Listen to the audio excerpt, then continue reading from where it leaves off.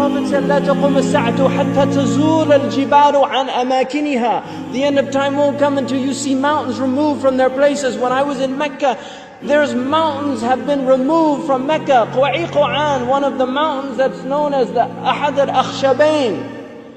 When the angels came to the Prophet ﷺ and they asked him if he wanted to see the mountains that they would يطبقهما على Quraysh.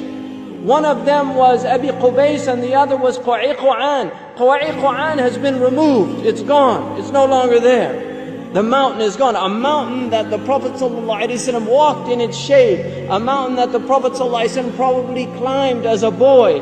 This mountain is now removed. Then the Prophet ﷺ said, لا تقوم الساعة حتى تزول الجبال عن أماكنها. These are signs for people to reflect. The Prophet I was on the Arabian Peninsula with my family, walking on the beach, and I came upon people in a public beach having sexual intercourse. In a public beach on the Arabian Peninsula. I'm not making this up. This is the level of fasad that is happening on our planet. The Prophet ﷺ said, لا تقوم الساعة حتى يتهارج الناس تهارج الحمير. That the end of time won't come until people are like animals openly.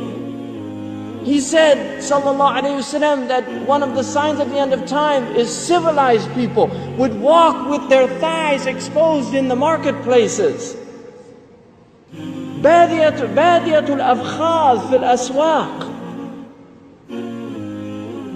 People, pens, he said, would be everywhere. He said that people, out of their love of the world, you would get two-income families.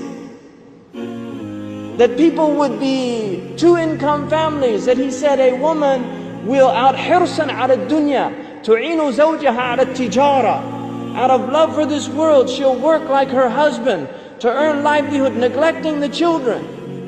Some people are forced to do that. And there's no blame on that. But there's people that just out of love of dunya, they will abandon their children and go out. These are the things that are happening around us.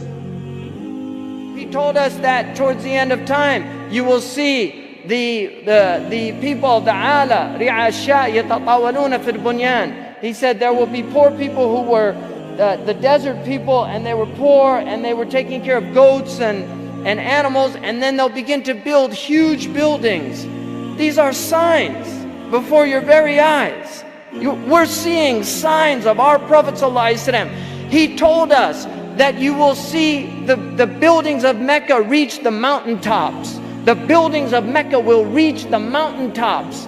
And this is happening in our lifetime. When I first went to Mecca, there were no buildings even close to the tops of the mountains of Mecca. And now it's filled with buildings that are beginning to reach the mountaintops.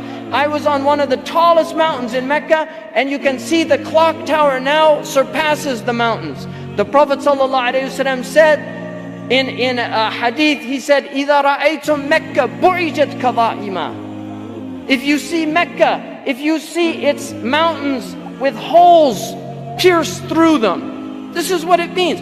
بُعِجَتْ كَظَائِمًا وَيَتَسَاوَى بُنْيَانُهَا رُؤُوسَ جِبَالِهَا. And you see the buildings reach or in a riwayah ta'lu, they will actually surpass the mountaintops. And then he said, فَقَدْ أَظَلَّتَ السَّاعَةُ. It means that the sa'a has cast its shadow.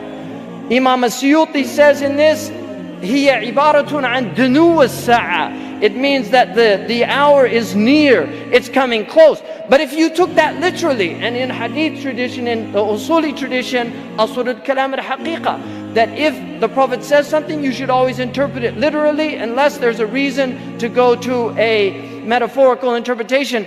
Now we have the clock tower casting a shadow over the Kaaba. So the clock tower, what do they call it in Saudi Arabia? As-sa'a. لَقَدْ أَظَلَّتَ السَّاعَةُ. You could take it literally. The clock has cast its shadow over the Kaaba.